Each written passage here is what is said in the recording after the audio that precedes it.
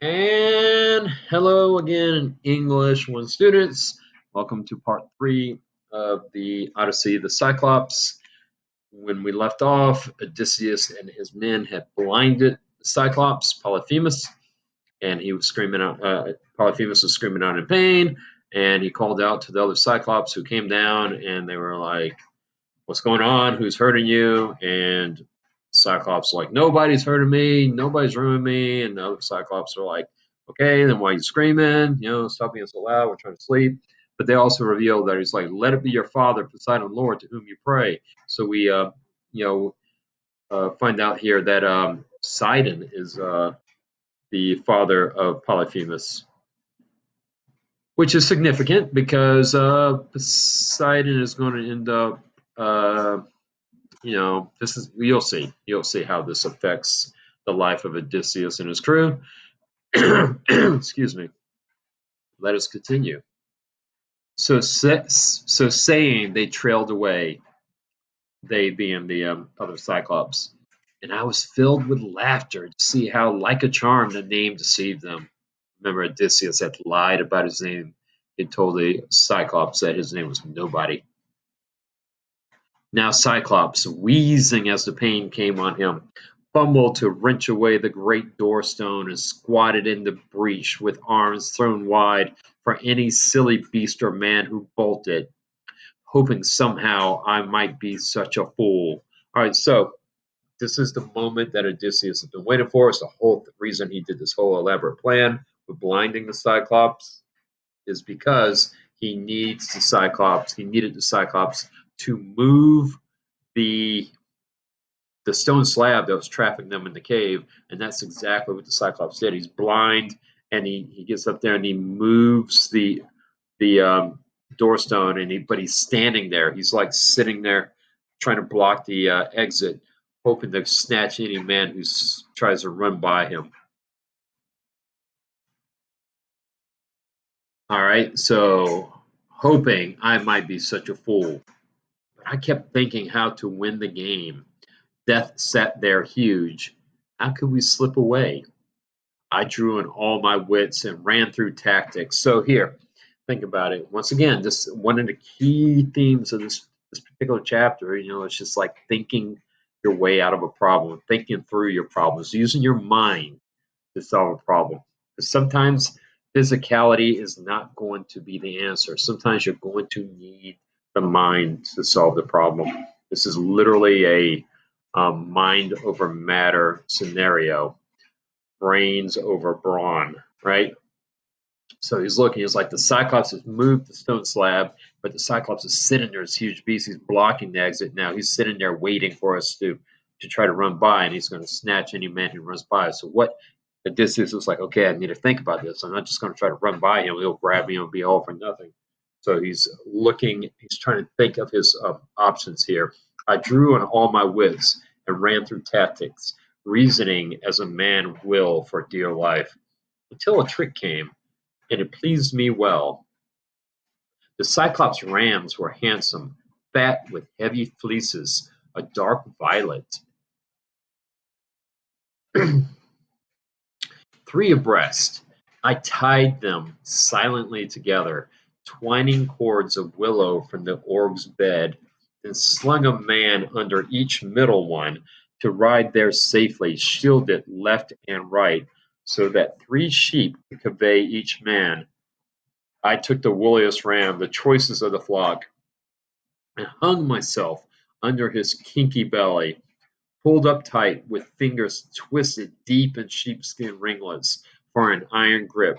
So, breathing hard, we waited until morning. All right, so this, I have to admit, this is always a little silly to think about, but uh, these the Cyclops Polyphemus, he has these big ram, which are you can see kind of a Greek figurine of a ram right here is like a sheep with horns, and he ties them together like 3 together, and then underneath each one, under each sheep, a man, one of his crew members, going to hide under there. And then Odysseus gets underneath the woolliest of them all, the biggest of the rams, and they wait. And what they're going to do is, well, you'll see, but they're hiding under the sheep. Okay. When dawn spread out her fingertips of rose, the rams began to stir, moving for pasture. And peals of bleating echoed round the pens where dams were with udders full called for a milking. Blinded and sick with pain from his head wound, the master stroked each ram, let it pass, but my men, riding on the pectoral fleece, the giant's blind hands, blundering, never found. Man, that was a little hard to say. The giant's blind hands, blundering, never found.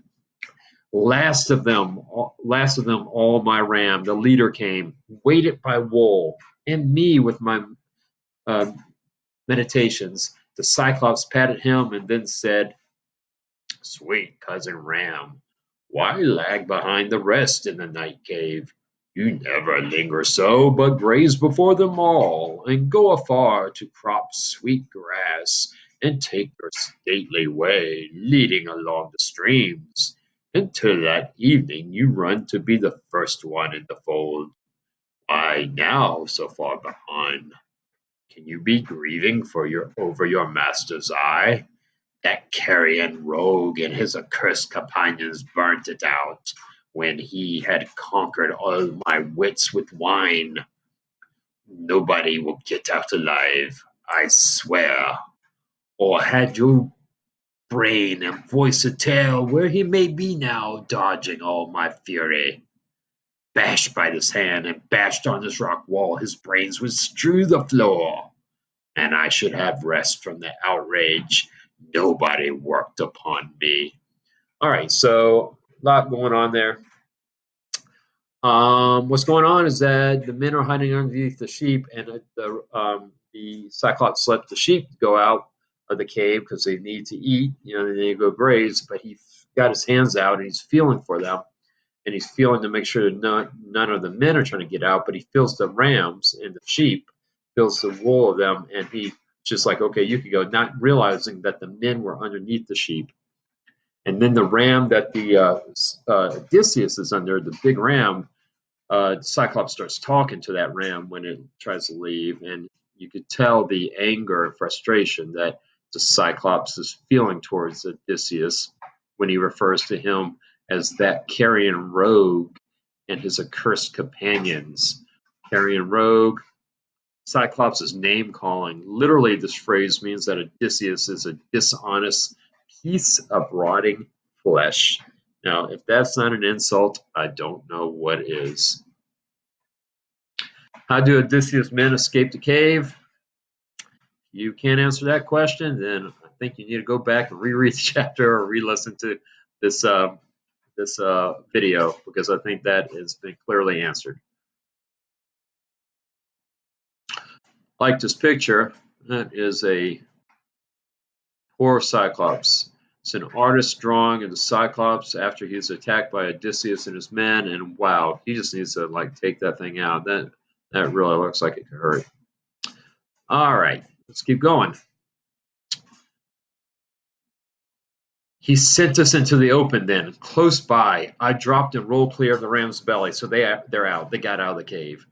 Going this way and that to untie the men. With many glances back, we rounded up his fat, stiff-legged sheep to take abroad. So not only did they blind the Cyclops, but they're taking his sheep. I mean, insult to injury, right? Once again, I mean, maybe the Cyclops had it coming and he did eat a lot of his men. Let's see. With many glances back, we rounded up his fat, stiff-legged sheep to take abroad and drove them down to where the good ship lay. We saw, as we came near, our fellows' faces shining. Then we saw them turn to grief, tallying those who had not fled from death. I hushed them, jerking head and eyebrows up, and in a low voice told them, "Load this herd. Move fast and put the ship's head toward the breakers." They all pitched in at loading, then embarked, and struck their oars into the sea.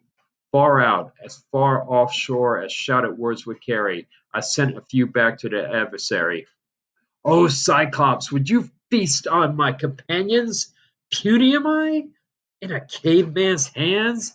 How do you like the beating that we gave you, you damn cannibal, eater of guests? Under your roof, Zeus and the gods have paid you. All right, so this is an interesting, once again, Odysseus is an epic hero, but he, like, all epic heroes, he has flaws. He definitely has flaws. And this is one of his flaws here. He gets a bit arrogant at times, a little overconfident, a little too prideful. And here, he's won. He got away. He's got his men out of that cave. They're back in the ship. They're taking the Cyclops sheep, and they're on the ship and they're leaving. But Odysseus can't let it go. Instead of just like sailing off and saying, "Oh, thank goodness that's over," he turns back and he starts talking smack to the Cyclops. He's screaming at the Cyclops, just talking trash. Why do the faces of the men on the ship turn sad? You'll have to go back and look at that line when he says, "We saw as we came near our foes' faces shining, then we saw them turn to grief, telling those who had not fled from death." I should be able to help you answer that question. All right. So Odysseus and his crew, they're like leaving, but Odysseus is talking trash when he really does not need to be.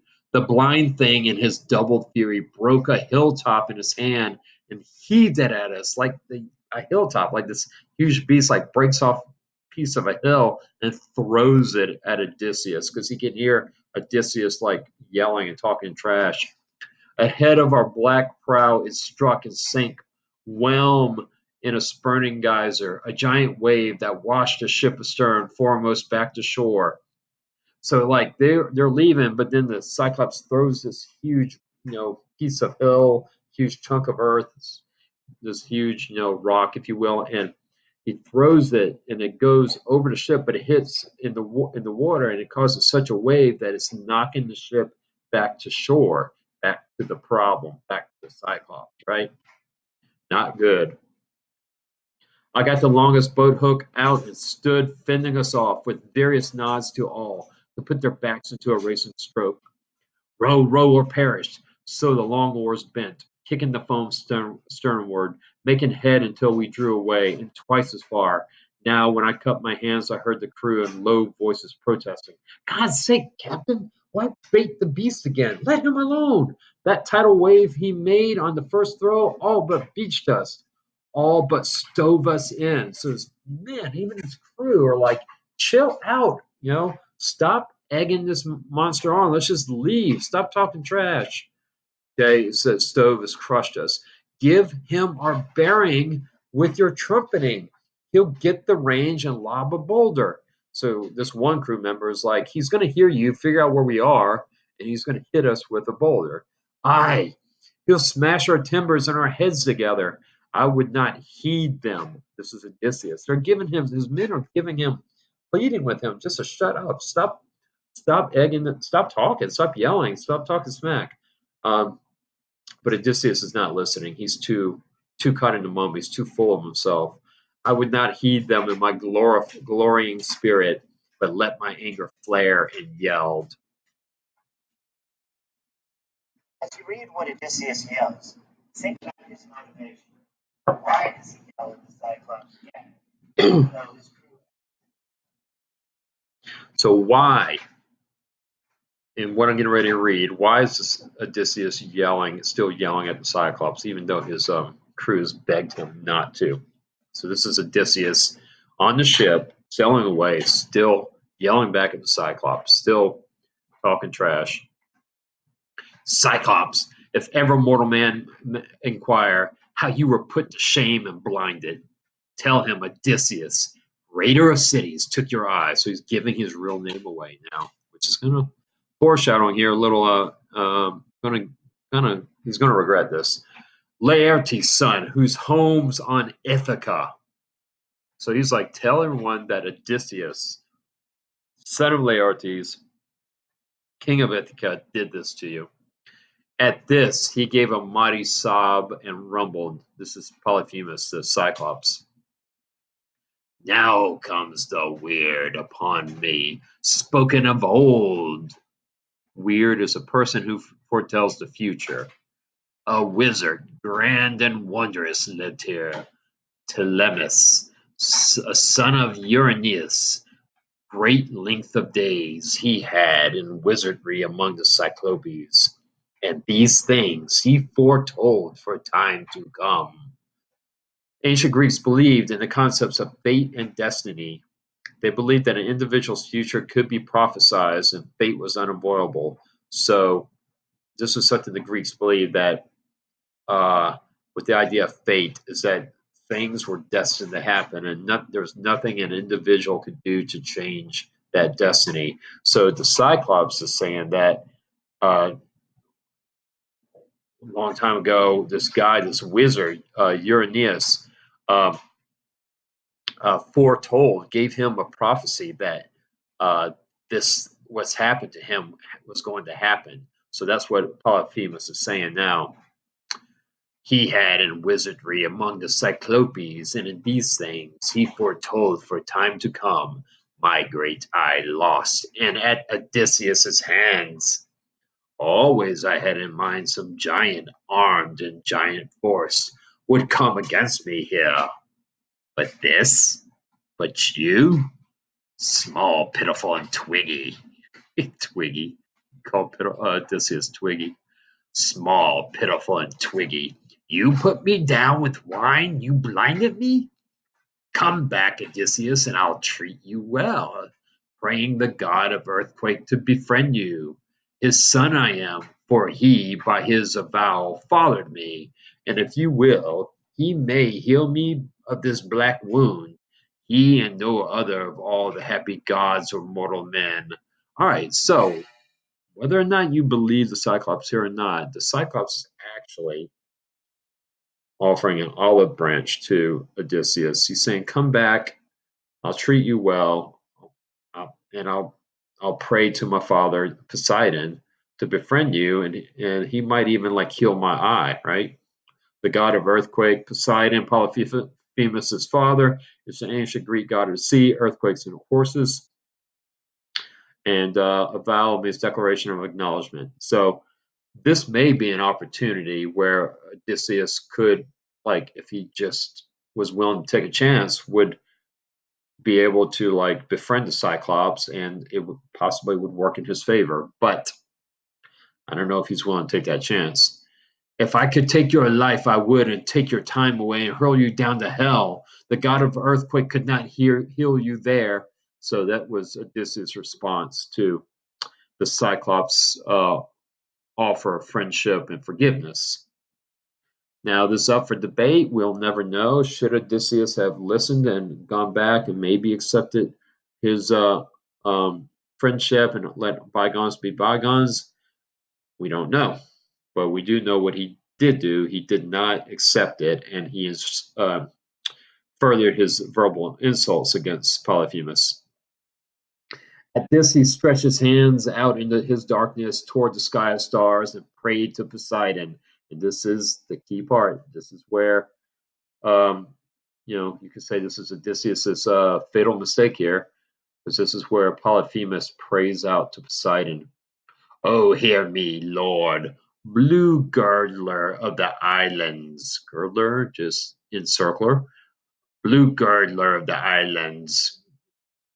If I am thee indeed, and thou art father, grant that Odysseus, raider of cities, never see his home. Laertes' son, I mean, who kept his hail on Ithaca, should destiny attend that he shall see his roof again among his family in his fatherland. Far be that day, and dark the years between. Let him lose all companions and return under strange sail to bitter days at home. So, the Cyclops just prayed to his father, Lord Poseidon, and pretty much said, "Don't let this guy get back home. Keep him from getting back home to Ithaca. And if he does get back home, make him suffer a long time before he gets back home." Okay. Here's a picture, just so you know. The Greek version of the story, he's called Odysseus. In the Roman version, he's called Ulysses. So it's the same character. It's just different name depending on which version you're reading. So in some versions it's Ulysses, but in the original version it's Odysseus. You can see Odysseus like taunting the Cyclops right there. All right, so let's get back here. So this Polyphemus has like begged, he's trying to curse Odysseus. And these words he prayed, and God heard him. Now he laid hands upon a bigger stone and wheeled around, Titanic for the cast, and let it fly in the black proud vessel's track. But it fell short just after steering oar, and whelming seas rose a giant above the stone to bear us onward toward the island.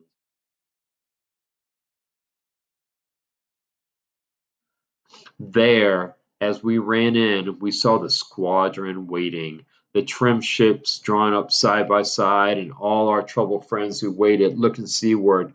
We beached her, grinding keel in the soft sand, and waded in, ourselves in the sandy beach. Then we unloaded all the Cyclops flock to make division share and share alike.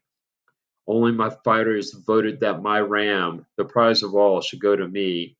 I slew him by the seaside and burnt his long thigh bones to Zeus beyond the storm cloud, Cronus' son, who rules the world. But Zeus disdained for my offering, destruction for my ships he had in store, and death for those who sailed them, my companions. So a common cultural I don't know if we call tradition, but just part of their custom would be for the ancient Greeks would be you would give an offering to the gods to to show your respect and for I guess for praying. And one way you would do that is by slaughtering a sheep or a ram or some kind of animal like that in their honor. So that's what Odysseus is doing here. But Zeus is kind of angry at Odysseus for his actions towards the Cyclops, believe it or not, and he's refusing the offering. He says, "But Zeus disdained my offering. Destruction for my ships he had in store, and death for those who sailed them.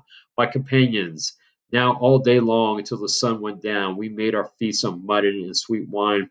Till after sunset and the gathering dark, we went to sleep above the wash of ripples.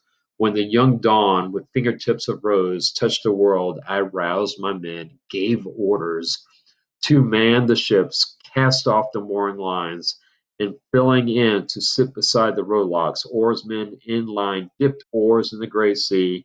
So we moved out, sad in the vast offing, having our precious lives, but not our friends." So kind of a sad ending for that chapter. They leave, and yes, Odysseus did have display some great leadership skills there. He did, he did wasn't able to save everybody, but he was able to save the majority of his men and his own self. And he did get out of a seemingly impossible situation by using his mind to formulate a plan to trick the Cyclops to get out of the cave. But the downside is, he did allow his arrogance to get the better of him when he started, taunting the Cyclops even after he won and was leaving. And then when the Cyclops offered a truce and his friendship, Odysseus refused it, and that prompted the Cyclops to call out to Poseidon to punish Odysseus, which is the reason Odysseus and his crew are going to be lost at sea for another 10 years. Why does Odysseus burn the ram's thigh bones on the beach? So that is the story of the Cyclops, and it is a little longer. It's long, longer than most other chapters in there. But hopefully, by just reading it and hearing me kind of talk out loud about it as we went through it, you got something out of it. If you still have questions, just let me know. And thanks for listening.